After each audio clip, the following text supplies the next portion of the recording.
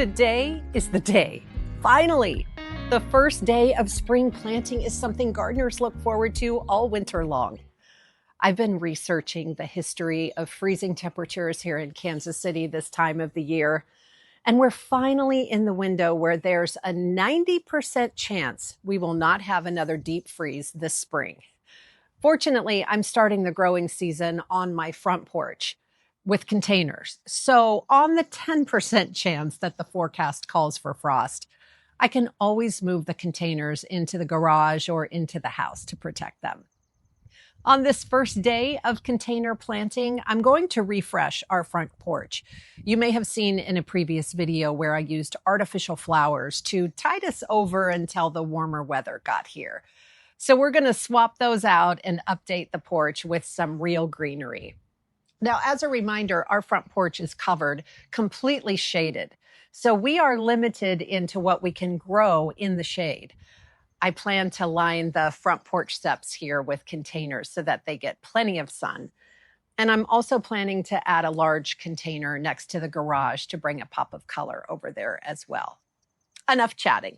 Let's get to planting.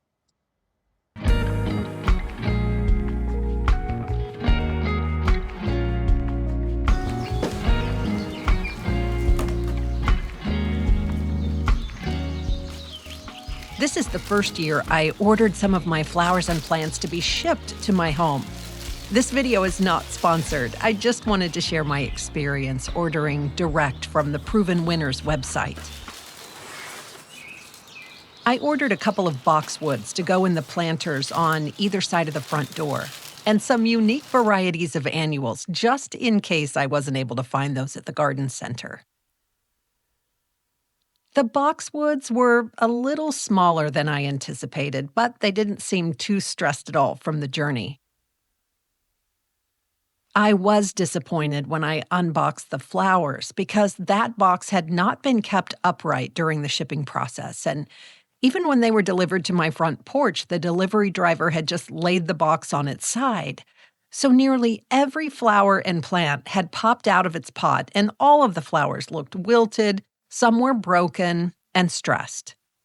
But I can attest that they came back quickly once they were potted in the soil and they received plenty of sunlight, water, and fertilizer.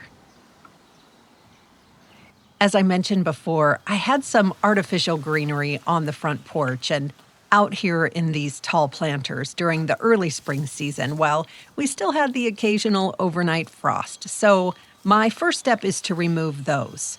These artificial prairie grass stems came from Amazon. They were the perfect stand-in for the real thing until planting season began. I'm replacing them now with 2 purple fountain grasses, or rubrum. We have a lot of varieties of prairie grasses in our landscaping, but we don't have the purple variety. Because in our colder zone, it's considered an annual. But I love adding them to potted arrangements because they are incredibly stunning, especially when they sprout feathery bottle brush plumes in mid to late summer. They will last until the first frost of fall, so I may get 6 or 7 months of enjoyment out of them. Those of you who live in warmer climates, like zones 9 through 11, yours will come back annually. Here, I'm laying out the design, but not fully committed to the placement just yet. I have some creeping Jenny to add a light green color to spill over the edges. And then I purchased some strawberry drop coleus to add a mid-height plant with some visual interest to the arrangement. And then I filled the rest with a couple of different varieties of calibrachoa, which is a trailing flower similar to petunias. I purchased a large mix arrangement of colorful petunias and verbena from the garden center, and that is going to go into this large planter. I'm going to place that on the driveway where it will get full sunlight. If you're enjoying our time in the sun today, I hope you'll consider liking this video and subscribing to the channel, where we slow it down and take time to enjoy the simple pleasures of life. Next is the permanent placement of the flowers in the tall planters. I took some time to contemplate the layout because this is the planter most visible from the curb. I wanted to create something that feels welcoming. While we spend a lot of our time on the back patio this time of the year, I think the front porch is one of those spaces that sets the tone for everything else. It's the first thing you see, and the first place that says, "You're home," or "Welcome to my home."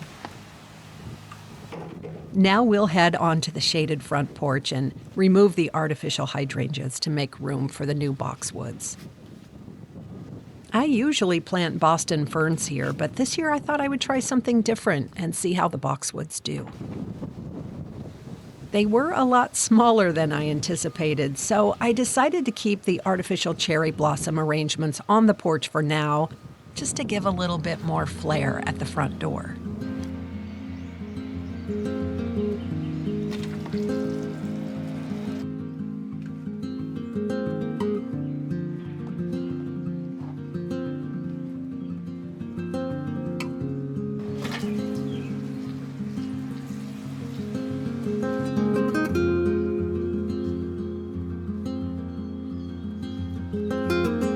I usually wait to do my spring planting until Mother's Day, which is recommended for Zone 6, but we have had an unusually warm spring this year, so I was feeling pretty confident.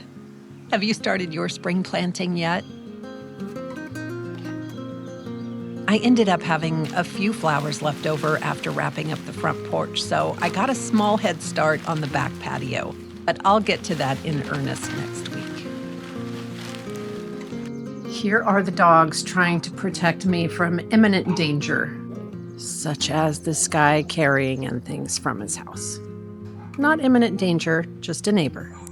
But yet, these are my guardians. Thank you, boys.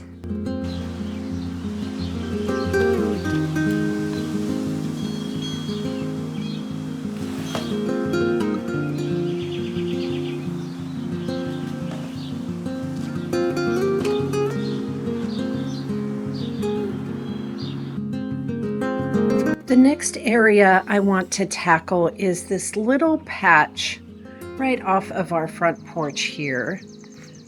It has prairie grass, but that has been overtaken by a lot of weeds and a lot of leftover leaves from the fall season. So I just want to clear out this bed and thinking about planting just some tidy salvia here. I may end up putting in some additional prairie grass if I think the salvia makes it look too bare, but let's give the salvia a try and see what that looks like.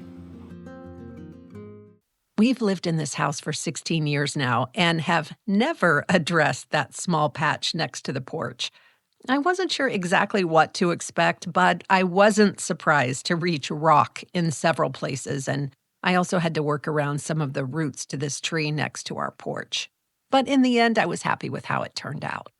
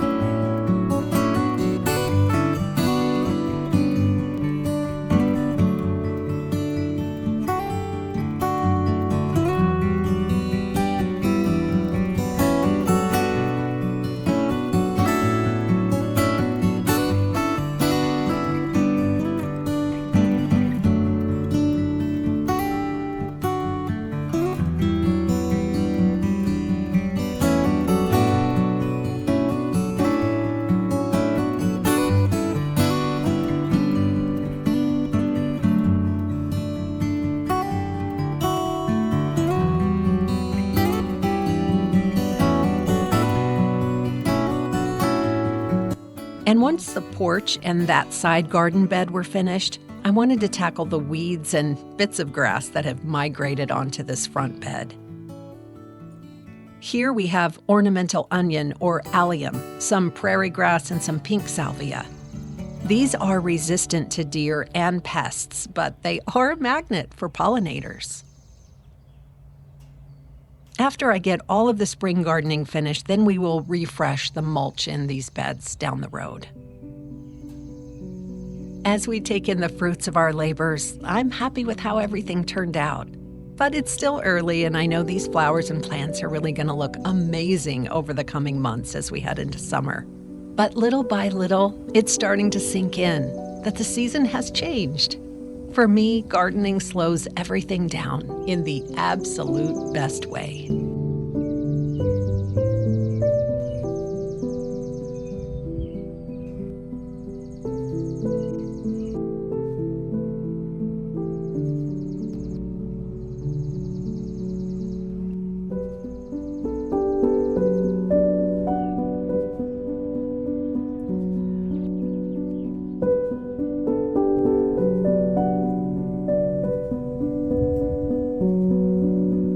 And that's going to wrap it up for this week's video. Thanks so much for being here. If you enjoyed the video today, I hope you'll give it a thumbs up and consider subscribing to the channel. We'll see you next week.